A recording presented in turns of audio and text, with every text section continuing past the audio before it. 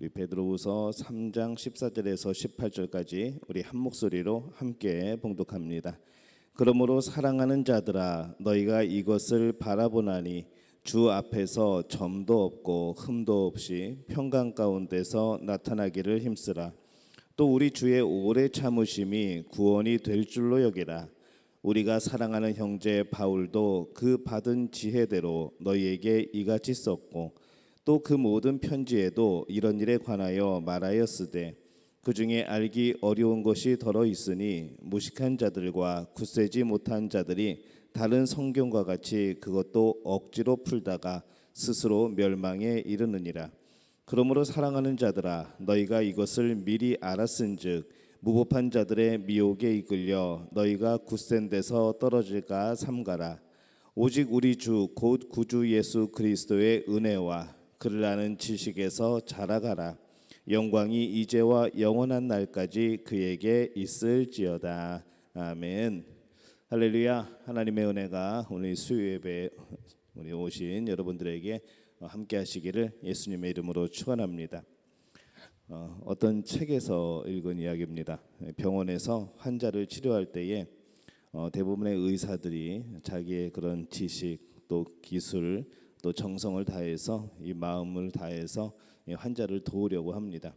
의사들의 역할은 환자를 고치는 것이죠. 근데 때때로 골치 아프고 또 손을 떼고 싶거나 돕고 싶지 않은 그런 환자들도 있다는 그런 책 내용을 봤습니다. 어떤 환자인가 하면은 의사보다 더 많이 아는 척하는 환자라고 합니다. 잔소리 많은 환자인 것이죠. 진찰 결과 처방 의사가 말하는 것을 그대로 받아들이는 것이 아니고 오히려 다 의심하는 그런 환자들이죠. 자기가 치료법을 다 이야기하고 한간에 이런 방법이 좋다고 하는데 어떻습니까? 라고 거꾸로 물어보는 경우입니다. 오히려 제가 막상 그런 걸 먹어보니까 이게 더 잘 듣더라는 오히려 의사를 가르치는 그런 환자들이 기피 대상 중에 하나입니다. 또 어떤 환자는 만사를 따져보는 습관이 있는 그런 환자입니다. 이렇게 저렇게 치료를 하면은 이거 먹으면 낫느냐고, 이렇게 하면 꼭 낫느냐고, 왜 이게 낫게 되느냐고, 결과가 어떻게 되느냐고. 치료라는 것이 항상 공식이 정해져 있는 것만은 아닌데 그럼에도 불구하고 최선을 다할 뿐인데 자꾸 따지니까 의사가 그 사람한테 무슨 말을 해야 될지 알 수가 없다는 것이죠. 또 의사들이 좋아하지 않는 환자 세 번째는 조급한 마음을 가진 환자입니다. 예를 들어서 약을 한 봉지 먹고는 왜 안 낫냐고, 아침에 치료받고는 저녁에 전화해서 왜 차도가 없냐고, 약이 잘못된 것 아니냐고 그렇게 하는 분들이 있습니다. 그렇게 위급한 일도 아닌데 이 병원 저 병원 옮겨 다니면서 그렇게 진찰을 계속 받는 그런 사람도 있는 것이죠. 이런 사람 만나면은 아주 골치 아프고 빨리 다른 병원으로 갔으면 하는 마음이 든다고 합니다. 우리 교육도 우리의 신앙도 또 우리의 인격도 마찬가지이죠. 우리가 살면서 참 이 조급함이 때로는 우리에게 독이 될 때가 있습니다. 어떤 일을 빨리 추진하기 위해서는 이 조급함이 필요하기도 하지만은 이 조급함에는 항상 따라야 되는 것이 완벽함이라는 것이죠. 그만큼 준비되어야 되고 그래야지 속도를 낼 수 있게 되는 겁니다. 준비되지 못하고 그것이 몸에 익숙하지 못한 상태에서 정말 빠르게 진행을 하려고 한다고 하면은 그것이 여러 가지 실수를 낳게 되는 것이죠. 이 믿음이 없고 만사를 조급하게 생각하는 우리들의 그런 신앙의 모습이 우리 가운데 있지 않나 그런 생각도 해보게 됩니다. 오늘 그래서 이 누가복음 2장 52절은 성경 말씀에 이렇게 말씀을 하죠. 예수님의 자라나는 모습을 통하여서 어떤 것이 균형 있는 모습인가, 어떤 모습이 균형 있게 성장하는 신앙인의 모습인가에서 말씀을 합니다. 누가복음 2장 52절입니다. 예수는 지혜와 키가 자라가며 하나님과 사람에게 더욱 사랑스러워 가시더라. 이렇게 말씀을 합니다. 키가 자란다, 육체적으로 성장을 하는 것이죠. 지혜가 자란다, 우리가 지적으로 성장하는 겁니다. 하나님께 사랑스러워 가시더라, 신앙이 성장하는 것이고 사람에게 사랑스러워 가시더라, 윤리와 도덕적으로 성장하는 것이죠. 이렇게 네 가지 영역에서 이 네 가지 방향으로 균형 있게 성장하는 것, 이것이 바로 우리가 추구하는 그런 균형 있는 그런 성장입니다. 그러기 위해서 오늘 본문의 말씀에 이 베드로후서 3장 14절은 이렇게 말씀을 하죠. 그러므로 사랑하는 자들아 너희가 이것을 바라보나니 주 앞에서 점도 없고 흠도 없이 평강 가운데서 나타나기를 원하노라 이렇게 말씀을 합니다. 이것은 하나님의 평강, 샬롬을 의미합니다. 하나님과의 관계 속에서 나오는 평안이죠. 평강입니다. 그 앞의 말씀과 우리가 문맥을 연결하여 보면은 이렇게 되어 있습니다. 13절과 14절에 보면은 우리는 그의 약속대로 의가 있는 곳인 새 하늘과 새 땅을 바라보도다. 그러므로 사랑하는 자들아 너희가 이것을 바라보나니 주 앞에서 점도 없고 흠도 없이 평강 가운데서 나타나시기를 원하노라 이렇게 말씀하시는 거죠. 왜 우리가 흠도 없이 점도 없이 그렇게 평강 가운데 나타나야 되는가? 왜 그렇게 되는가? 그 앞에 있는 말씀대로 새 하늘과 새 땅을 바라보기 때문입니다. 이 새 하늘과 새 땅 우리에게 주신 영원한 천국이죠. 근데 그 영원한 천국을 우리에게 약속하셔 주신 분이 바로 예수 그리스도입니다. 우리 하나님이시죠. 그래서 이 하나님의 약속대로 아름다운 하나님의 나라를 바라보면서 이 땅을 살아가게 될 때에 주 앞에서 점도 없고 흠도 없이 평강 가운데 살아가는 것, 이것이 우리들의 신앙의 모습이어야 된다라고 말씀을 하는 겁니다.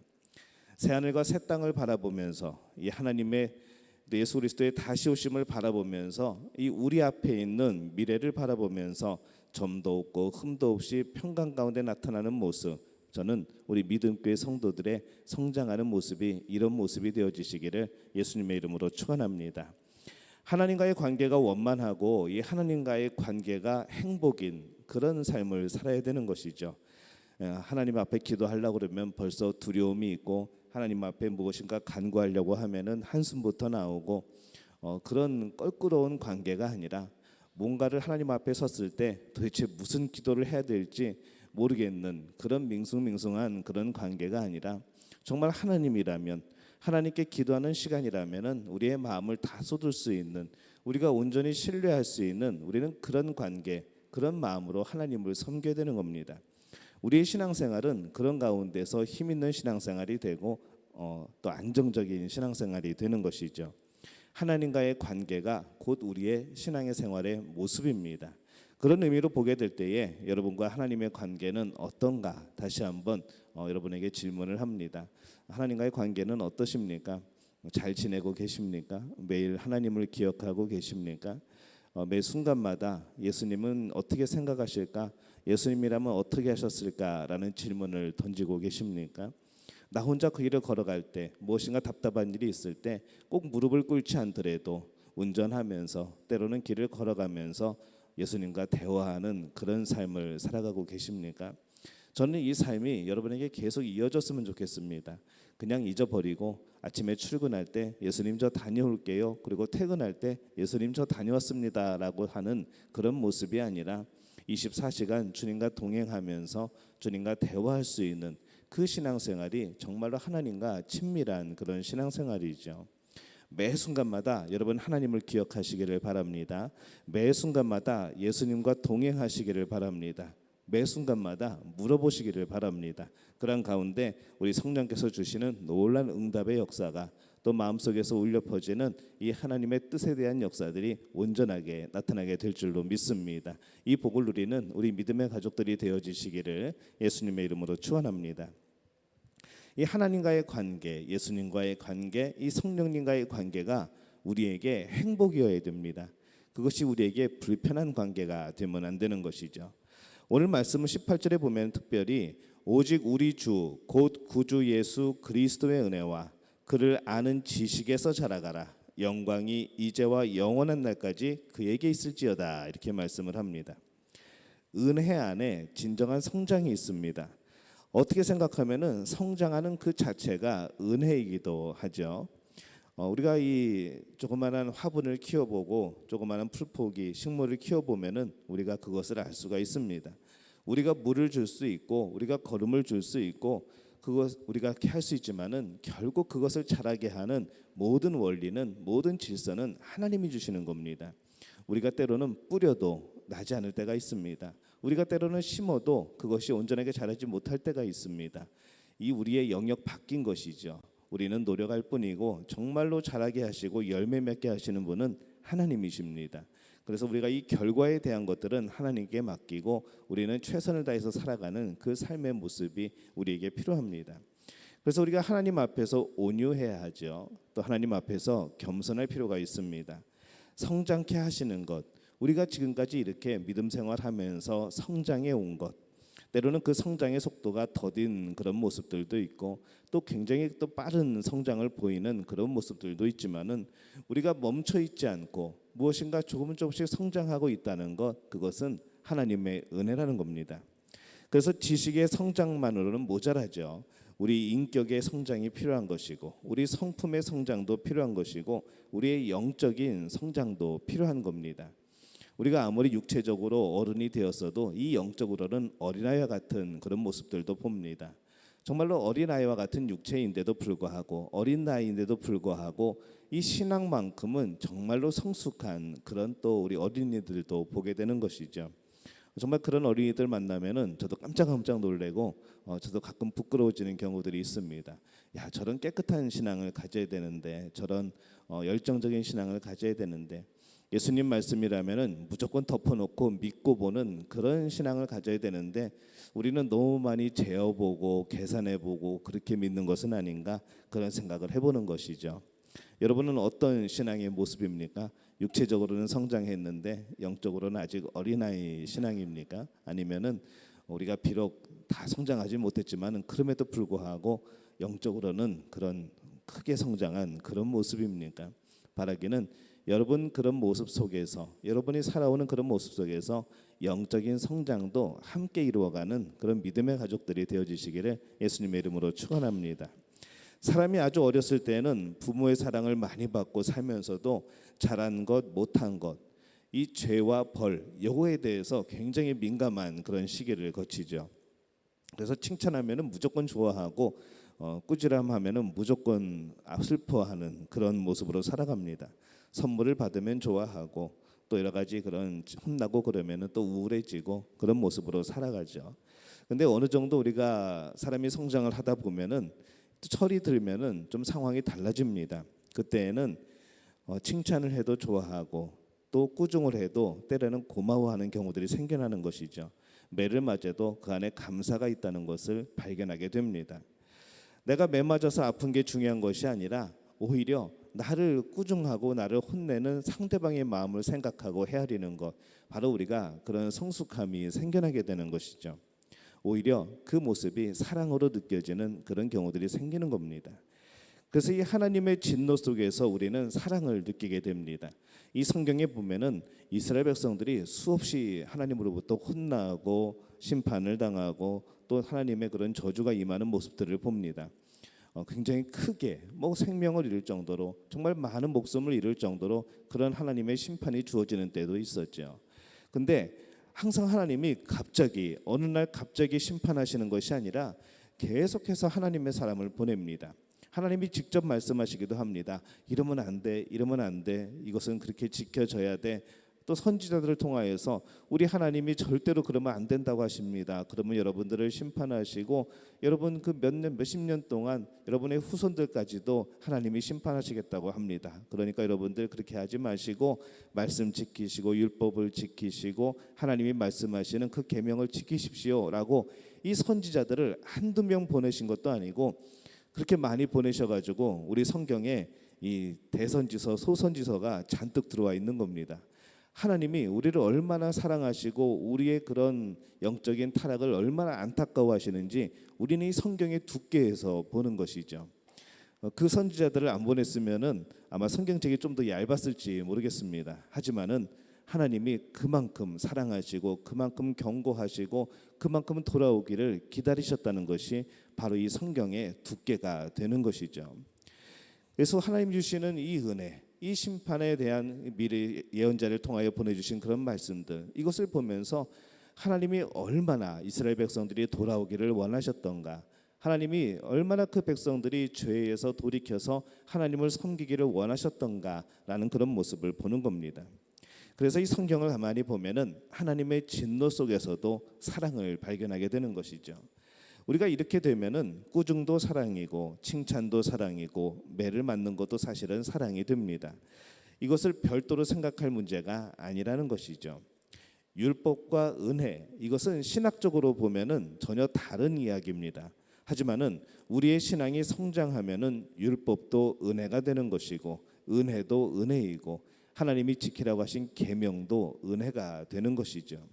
하나님의 사랑, 긍휼이 그 안에 다 들어 있는 겁니다. 모든 것이 하나님이 우리를 사랑하시는 사랑으로 말미암아 그것이 나왔음을 우리가 발견하게 되는 겁니다. 죄의 삭은 사망이다라고 말씀을 합니다. 근데 이것이 야 니네 죄 지면은 너희들 끝은 사망이야라고 말씀하시는 걸까요? 그렇게 되지 말라는 것이죠.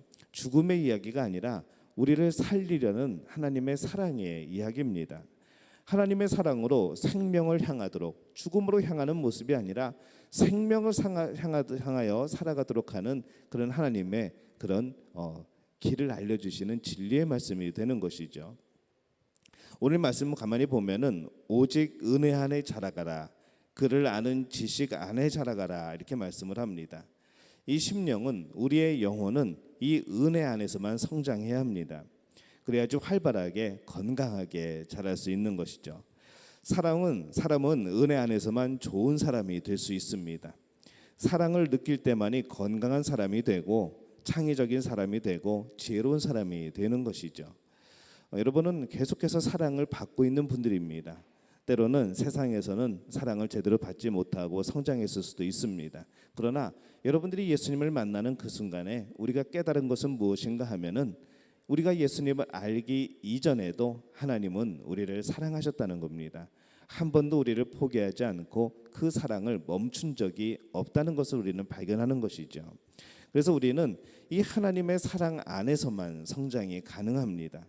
그 안에서만 더욱더 하나님이 주신 은사와 지혜로 살아갈 수가 있게 되는 것이죠. 15절에 보면은 또 우리 주의 오래 참으심이 구원이 될 줄로 여기라. 우리가 사랑하는 형제 바울도 그 받은 지혜대로 너희에게 이같이 썼고 이렇게 기록을 합니다. 우리 예수님께서 다시 오신다고 했는데 왜 안 오실까라는 질문이 있는 것이죠. 왜 악한 사람이 잘 되는 것일까? 참 풀리지 않는 질문입니다. 왜 착한 사람들에게 이런 고통이 있을까?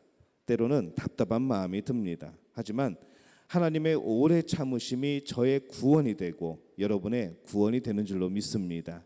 이 하나님의 오래 참으심은 어디에서 우리가 생겨나게 될까요? 그것은 하나님의 사랑의 속성에서 생겨나는 겁니다. 모든 인류가, 모든 사람들이 다 구원을 받기까지 하나님은 사랑을 쏟아 부어주시는 것이죠.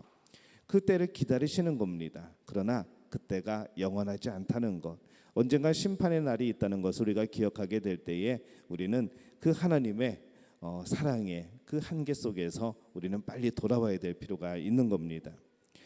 이 하나님의 인내 때문에 오늘 우리는 살아가는 것이죠. 우리가 죄를 지었을 때 하나님이 즉각 심판을 하신다면은 이 세상에 온전히 살아갈 사람이 누가 있겠습니까? 오늘도 하나님은 우리를 용납하고 계십니다. 오늘도 하나님은 우리를 기다리고 계시죠. 우리가 돌이키기를, 우리가 다시 하나님의 그런 기뻐하시는 모습으로 변화되기를 오늘 우리 하나님께서는 기다리고 계시는 겁니다. 그래서 우리는 또 감사할 수밖에 없는 것이죠. 18절 중간에 보면은 그를 아는 지식에서 자라가라 이렇게 말씀을 합니다. 이 그라고 하는 것은 예수 그리스도를 말합니다. 성경을 읽을 때 우리는 이 성경 속에 어디서든지 그리스도를 만나야 하고 주님의 음성을 들어야 하는 것이죠. 이 성경 안에는 하나님의 사랑의 그런 편지의 내용들이 들어 있습니다. 우리를 향한 그 내용들입니다. 내용의 줄거리는 무엇인가 하면은 누군가를 보내주겠다는 것이죠. 메시아를 보내주겠다는 겁니다.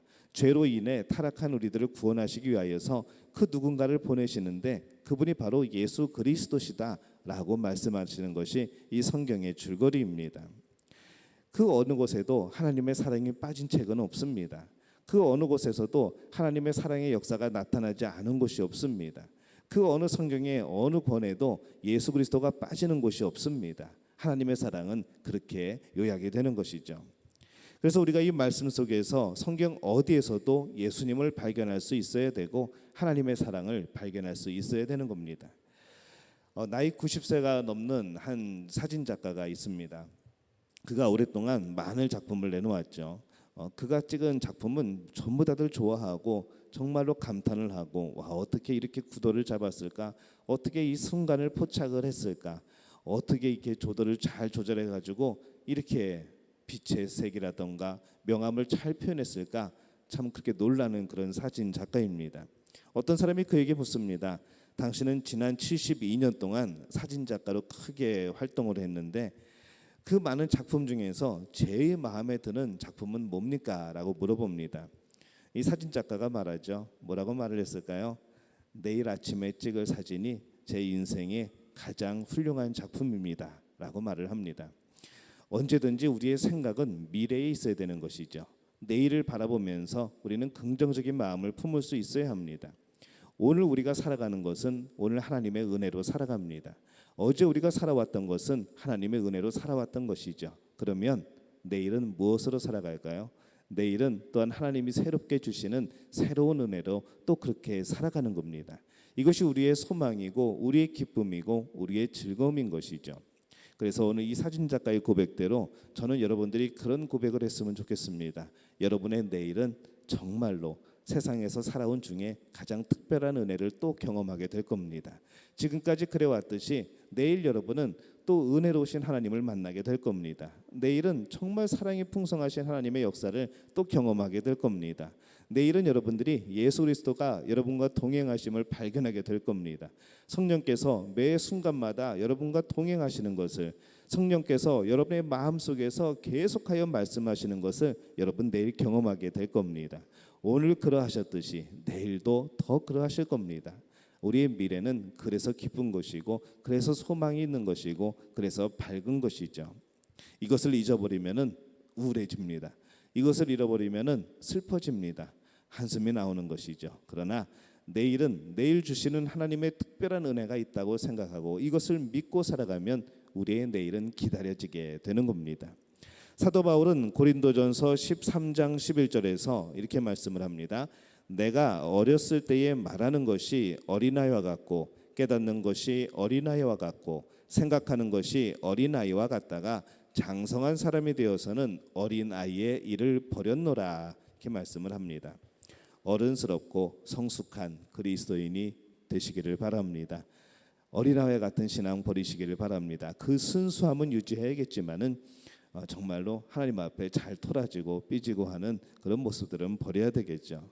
오늘 이 시간에 바라기는 우리 믿음교회 성도님들의 본문의 오늘 말씀처럼 오직 은혜, 그리고 은혜 안에서, 그리고 은혜의 지식 안에서 하나님의 사랑을 힘입으며 성장하시는 분들이 되시기를 바랍니다. 내일은 하나님이 주시는 또 풍성한 은혜가 여러분들을 기다리고 있을 줄로 믿습니다. 날마다 이 마음에 기뻐하는, 감사하는, 또 오늘의 힘이 되는 그런 여러분들이 되어지시기를 예수님의 이름으로 축원합니다.